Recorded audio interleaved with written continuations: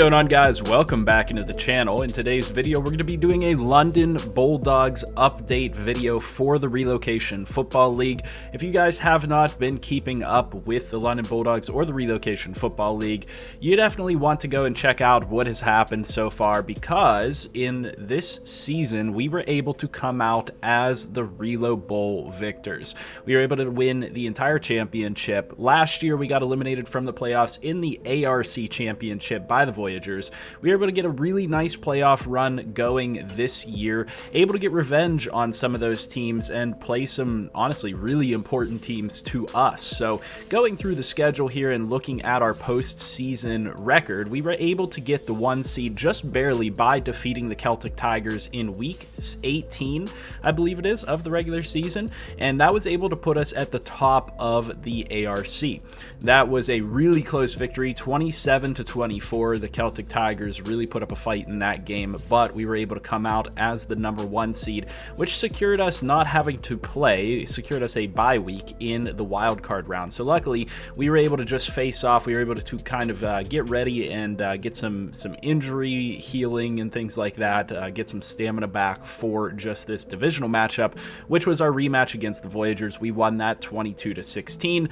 We then beat the Celtic Tigers in the conference championship 31-17, and then we were able to defeat, and this is not the actual score because the RFL is currently divided into 2 files. That will not be the case for next year because Madden EA have decided to finally get it together with franchise and be able to relocate all 32 teams in 1 file. We'll talk a little bit more about that in a bit because it does have a big impact to our team potentially, but we were able to get a win over the Thunderbirds in the Relo Bowl in a game where we really just controlled most of the game. I think we had 7 interceptions against LC3. We were just able to defensively control the game, and the offense was able to keep control of the football enough to just let us get away with a nice win. And one last little tidbit that I wanted to mention that I had kind of alluded to earlier in the video is that the London Bulldogs may not be the London Bulldogs next year because of the changes that Madden and EA have coming for 24.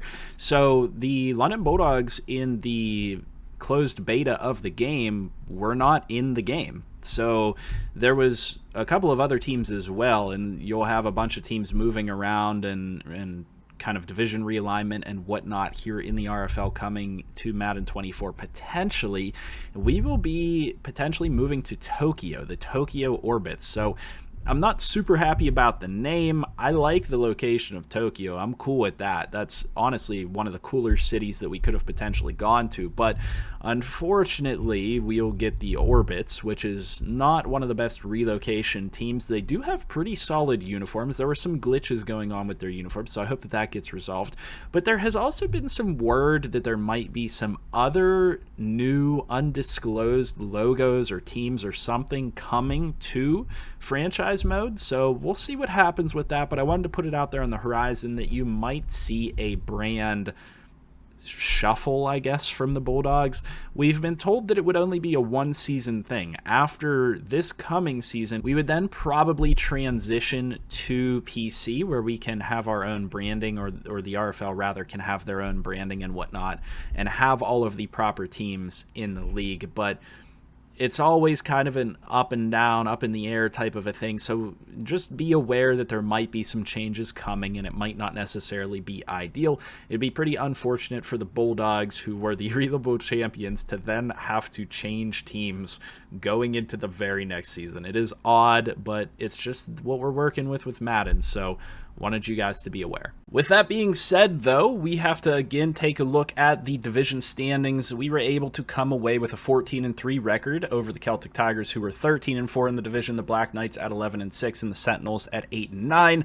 This will be one of the last years, or the last year, where we have those free NFL wins because of it being split into 2 files. So when you actually take a look at the schedule for the Bulldogs and for every other team in the RFL, you end up with a bunch of free wins free auto wins, forced wins, whatever you want to call them, against NFL teams. So against the Bears, for example, or the 49ers, we get a free forced win. And there's a bunch of those. So right now it's 4 or 5. I think it's 5 forced wins.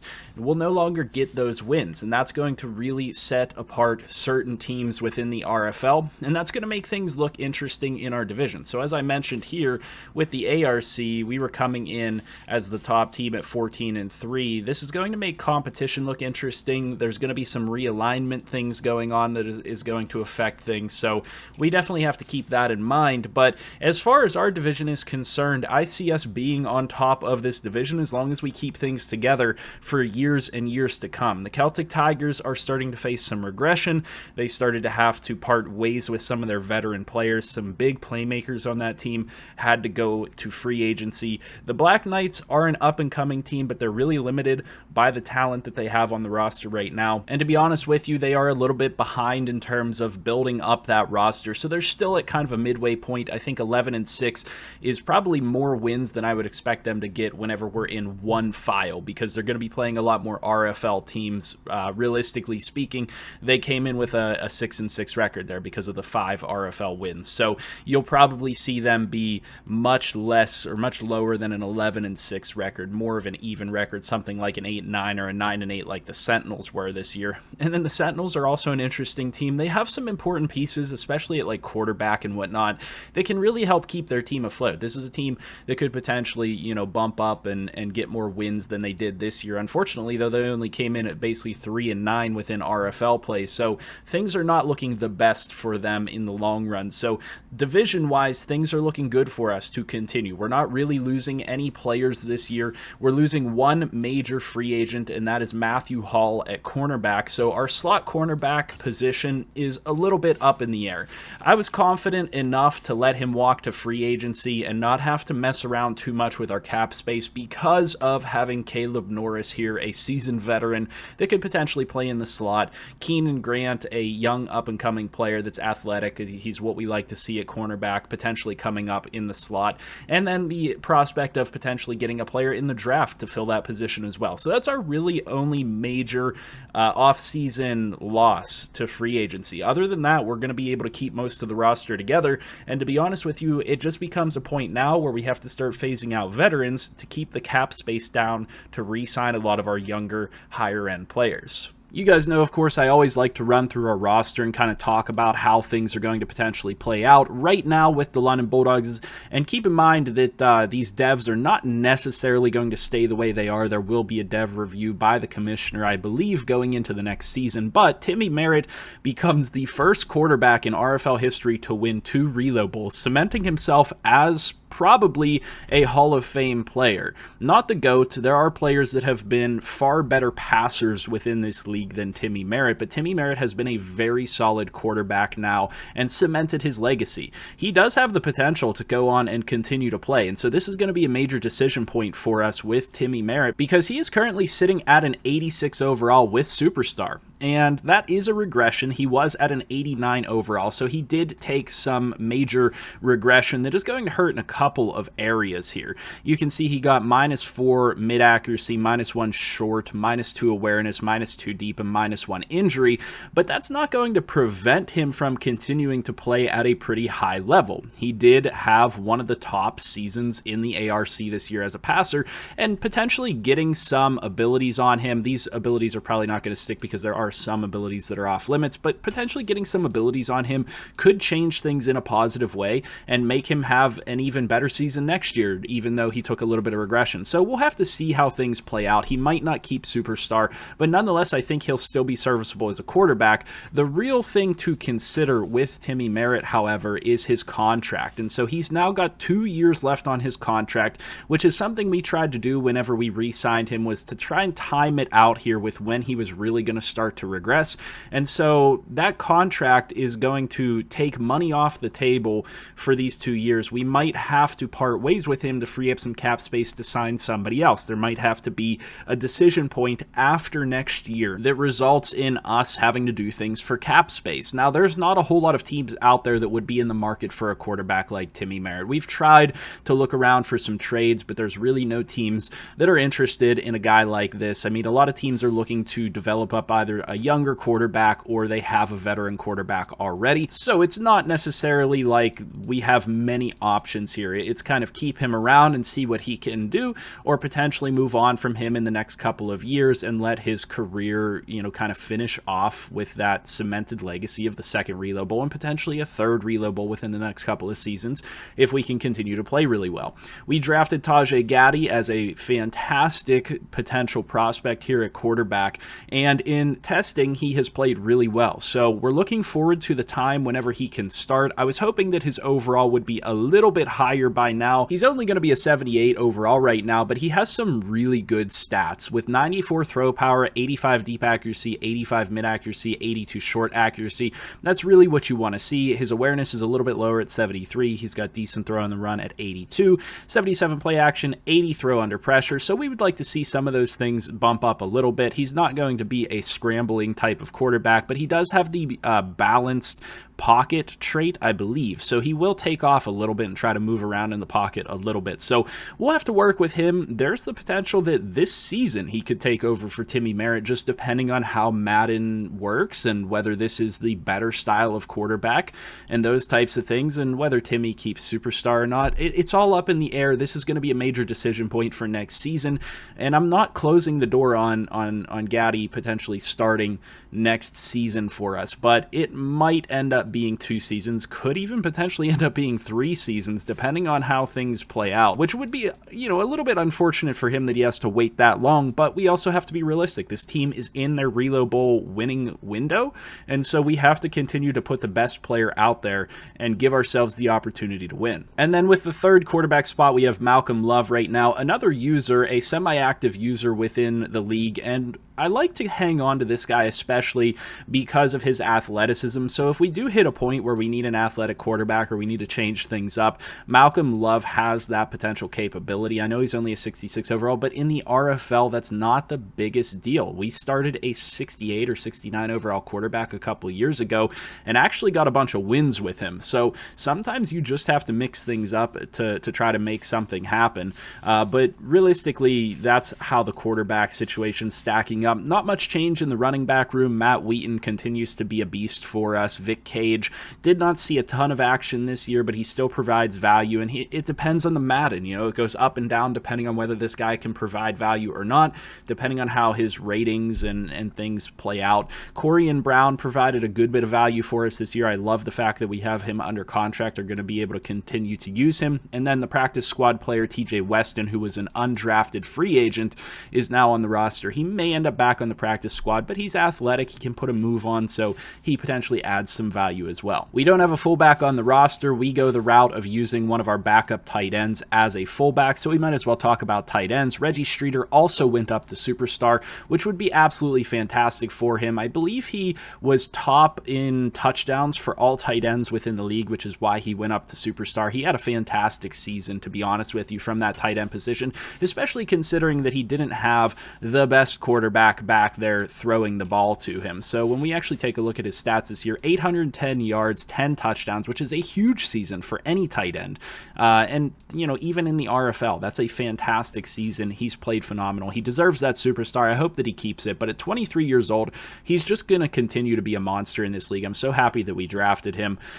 We have him backed up by Thomas McDonald, who had a solid backup tight end season. He plays a lot of fullback as well. And then Brandon Jones is a solid backup tight end, an aging veteran that we've been able to keep around. Going on next in the skill positions to wide receiver. This is another place where some decisions are going to have to be made in the near future. This year we transitioned to Stanley Whitehead, Anthony Connell, and Jake Winkleman as the top 3 receivers for the team.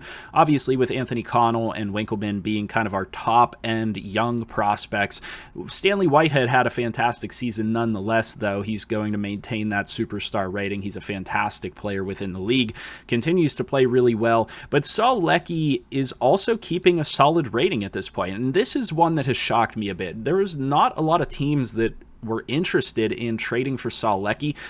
I'm not going to question other teams' motives or anything like that, but to be honest with you, this is a player that could be a top-end receiver for a lot of teams within the league, especially teams that lack speed or lack, the catching capability or the route running capability. This guy is so good in all phases of the game. We saw that against the Thunderbirds in the Reload Bowl. This guy was able to lead the Reload Bowl in receiving yards, and there's a reason why. It's because he has fantastic ratings. He's a fantastic built player. It's just unfortunate that we're not going to be able to utilize him more. I've been trying to get him onto a team where he could start because he's better than a lot of receivers that are potentially starting within this league. It's just an age factor. There's not a lot of teams out there that want to have an aging wide receiver. I mean, they just don't follow the same philosophy that we do, which is kind of a bridge player mentality with certain positions. And that's all right, but this might end up being a cap casualty, unfortunately. Receivers want way too much money within Madden right now, and we can't afford to continue to pay a fourth-string wide receiver $15 million a year. It was honestly kind of the same theory with letting Matthew Hall go, so this might be a cap casualty. We're looking into other potential methodologies here to free up a little bit of cap space, because I believe we have to cut $7 million before the next season to be in compliance. Now, I would like to potentially just restructure a couple of contracts, and we haven't heard exactly what's going to be available for us in terms of restructuring, but Saul Leckie would be potentially a good candidate for that because he is a good depth piece to have around, and in case of an injury, he bumps up into a starting position and he plays fantastic.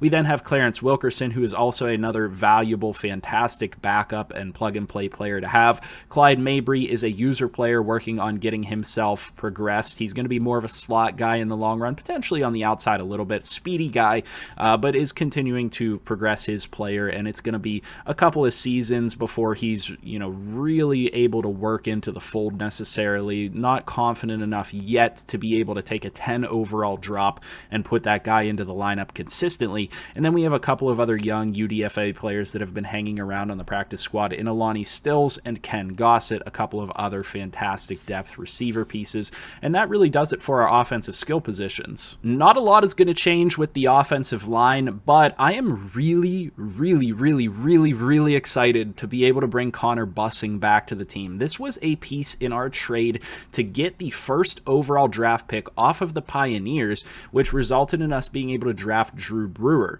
This guy's a fantastic offensive lineman. I've wanted to get him back for years now, and we're able to bring him back basically for free in the offseason on a $1.8 million contract, I believe that is. This is a fantastic player, a fantastic depth player to add to the team. He's athletic enough that he can play anywhere on the line. He's got, half decent strength, not the best, but he's an aware player. He's a good pass blocker. He's a good run blocker. He's a very balanced offensive lineman. He's got good lead block, impact block, which is what you're looking for, and good stamina. So this guy's going to be a very valuable backup. Unfortunately, that results in us having to part ways with Richard Porter, who was our backup center, another veteran player. We just don't have the cap room to be able to keep him on the roster, but we were able to get him a Reload Bowl ring, which is, I think, what counts the most for that guy. He is towards the end of his career, but Connor Bussing is going to be a good replacement. The rest of the line is pretty much the same, though. Jake Moffitt at left tackle. The superstar left guard Damian Hickman has been fantastic for us. Cole Nickerson is a fantastic athletic guard, a good backup that can play tackle as well. Lee Corona at center is a beast. Philip Pizzo was a draft pick, a late-round draft pick for us in recent years, Joe Gabriel being a UDFA. Demetrius Higgins is a fantastic starter. He's the big guy, 6'9", 370 pounds, and he's a really good athlete. And then Gabe Roth, the star right guard, backing him up, and Jason McBride at right tackle. Not a whole lot changing here, but one nice addition in free agency to this offensive line. Then we move on to the defensive side of the ball, where we just re-signed a bunch of players. Willis Savage was able to re-sign this year for us. He's a fantastic edge rusher in our 4-3 defense. Great finesse moves, great athleticism for that edge position, which is exactly what we're we're looking for, and this guy has become a pretty solid run stopper as well. We also drafted last year Ben Clark, a defensive lineman who can play D-tackle and defensive end. We moved him out to defensive end because he's likely going to be Willis Savage's backup this year. He's kind of the closest to Willis Savage in his skill set, with the good athleticism, you know, pretty solid strength actually for that defensive end position, decent block shedding, decent finesse moves. So this guy's a pretty solid defensive end backup, and he'll probably even back up for Drew Brewer as well. We have Darren Bonds, who is another one of those late round draft picks who's a potential backup, potential practice squad player. And then JT was able to go up to X Factor this year. Definitely deserved, one of, if not the best D tackles in the league. I don't think we can say he's the best D tackle in this league. Of course, there are some other fantastic performers out there, but I think in the long run, Jermaine Taylor might have a shot at being the best D tackle in RFL history just because of the way he came in. There's not going to be a whole lot of players like this that came in at this age that have this skill set and capability, and he's going to be around, as you can see, as a 22-year-old for so many years that I just think that his career resume is probably at the end of things going to be unrivaled. Of course, we don't want to get ahead of ourselves. He is only 22 years old. A lot can happen in that time, but he is an absolute monster on the inside. And then we maintain our other D tackles in the middle as well. This is the other thing we could potentially look at as a cap casualty, is Jack Brodine, but he played so well. He had a sack and a half, I think, in the Reload Bowl. He played really well for us this year. It's unfortunate that he's only normal development. I do believe that he deserves more, but across the league, you can only give out so many devs to so many players, and so for a veteran defensive tackle, this guy still plays fantastic even though he has normal development. He's got 99 strength, which is boosted currently, good awareness, good power moves, good block shedding. He's going to continue to be a fantastic player for us. We also have DeMarco Groyce, who's a 29-year-old, very similar player to Brodine, just a little bit lower overall. And then we have Julio Gonzalez, who I think long-term has the potential to be a really solid defensive player. Could be D-end, could be interior for us, but more built like an interior player in terms of his athleticism and things like that. He's got to work his way up a bit. His power moves are lacking a tiny bit. His block shedding is solid, but this guy is going to be a depth piece that might see more playing time, more action this year for us. Then we move on to the linebacker positions, where we have our just young guys behind some veterans that have already been here. Really not much change here. Stephen Martin hanging around. We were able to re-sign Martinez Strickland, and again, this is one of those signings where I think a lot of people overlook these types of signings, but this is a fantastic linebacker, especially if you need him to start, and this is a fantastic edge rusher as well. He provides position flexibility, he provides depth at D-line and backer, considering his athletic capability and his pass rush capability. So he's got 88 hit power, which is what you love to see out of any defensive player, but 84 speed, absolutely fantastic for a backup linebacker, 81 acceleration, 76 pursuit's not great, but it's not bad either, 78 power moves, 72 finesse moves. This is where things dropped off a little bit. He was up in the 80s for his moves, but unfortunately it dropped a bit, but 86 block shedding, 83 play rec, and 81 awareness, 77 strength, 71 zone coverage.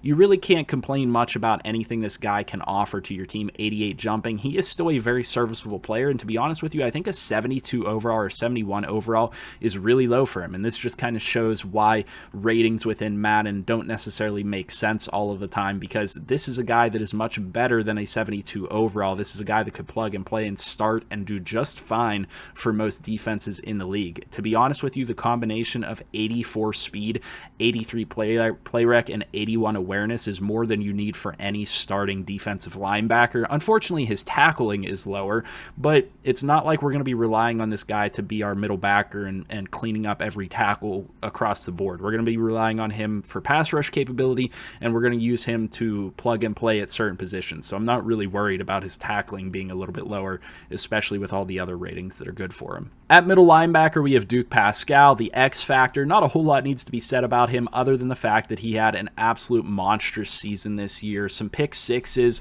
a ton of tackles, 163 tackles, a sack and a half, 5 interceptions, and a couple of touchdowns, if I'm not mistaken. Yeah, 2 touchdowns. He also had a pick in the Reload Bowl as well. A monstrous player, certainly deserves the X Factor. We then also have Shane Masters behind him, who's coming in at a true 88 overall. We're leaving him at middle linebacker because because the ratings, again, are just so wonky with Madden. Like, he's not an edge player, so if you move him to outside linebacker, his rating drops much more than it should. He is truly an 88 overall player, but if you move him to outside backer, he drops. So we're leaving him at middle linebacker, but he plays mostly at outside backer because we do run a 4-3. So he'll play left outside or right outside depending on the matchup, depending on the game. And then we have some good depth here with Taylor Purcell, Enrique Leyva, Brian Parsons, some players that have various different skill sets, but I'm not going to get too much into those guys because you're probably not going to see them on the field too much. Right outside linebacker hasn't changed with Ronnie Santiago, who's a very solid player for us, good coverage linebacker, and able to kind of clean up because of his athleticism and make a lot of plays, and a very similar veteran player in Clint Riddick behind him. And then we come back to corner again, where we had some question marks as far as our slot cornerback position, but what is the nicest thing about this secondary is that Shaquille Tiller has X Factor and Isaac Lockhart has Superstar. These are two of the better corners in the ARC. They are fantastic. They generate turnovers, and I can't wait to see their careers continue. They're both 26 years old at this point, and they're both just fantastic athletes, fantastic cornerbacks, and so they're really the strength of this defense, being able to generate turnovers, being able to prevent the quarterback from getting the ball out quick because their coverage is so tight.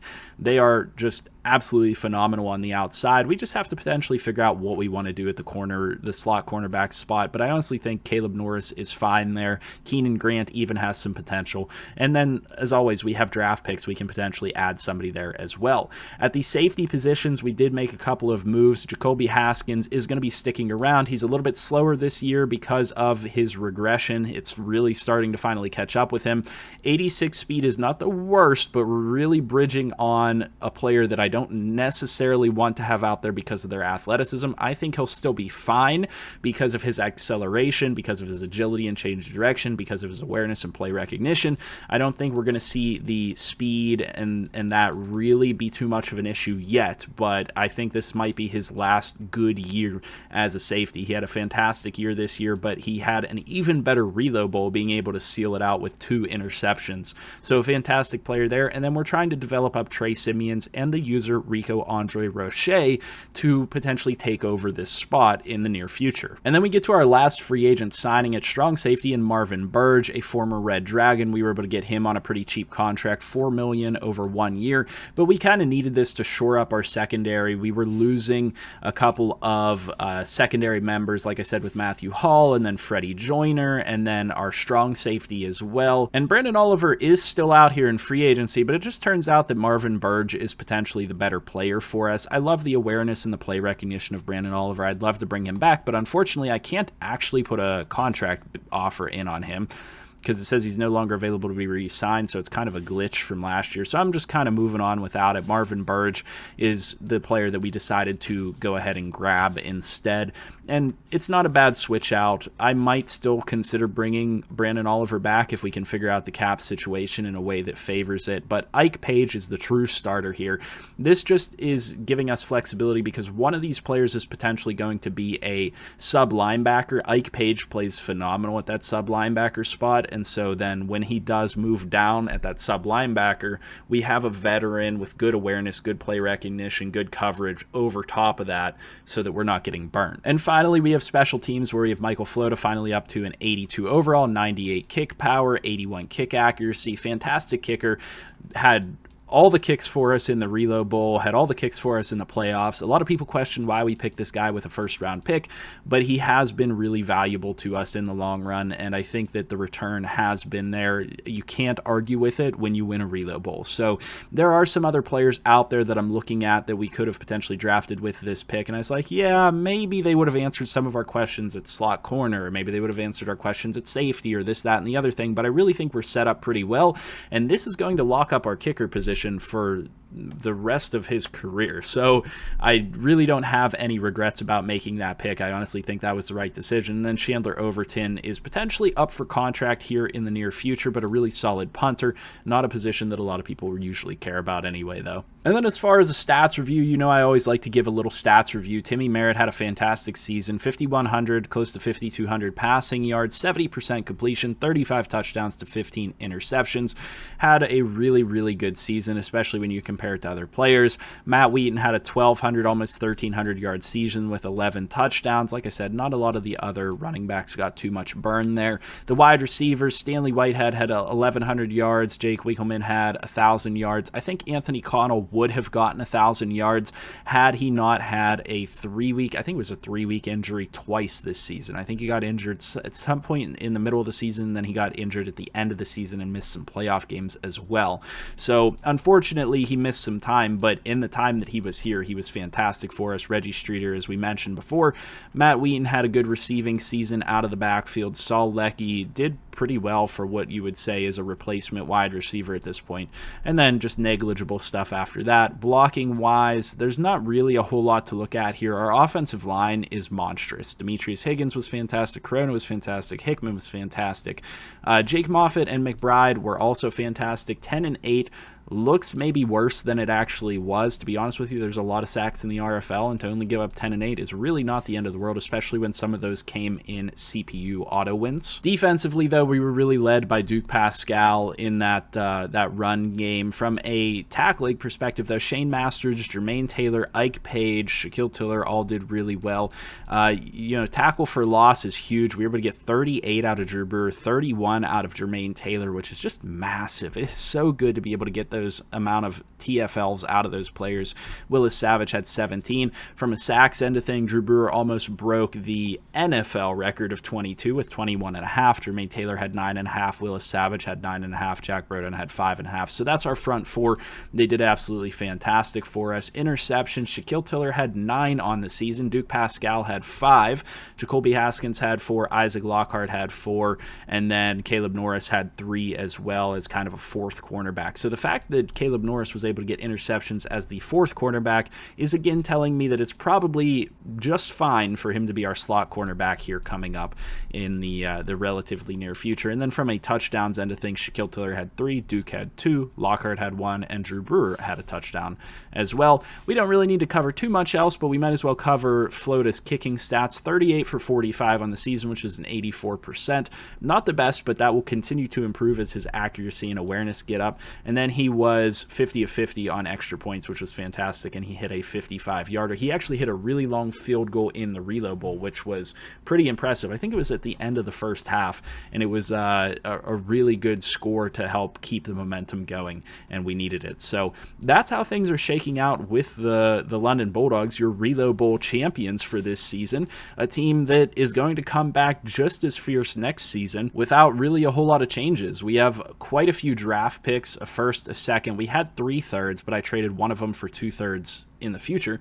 So we have 2 third-round picks and then a handful of other late-round draft picks. We're just going to continue to get better, and honestly, I think teams around the league are going to always have to be concerned about the Bulldogs. We've really done our job here with them, being able to bring them from 0 to Reload Bowl champion yet again.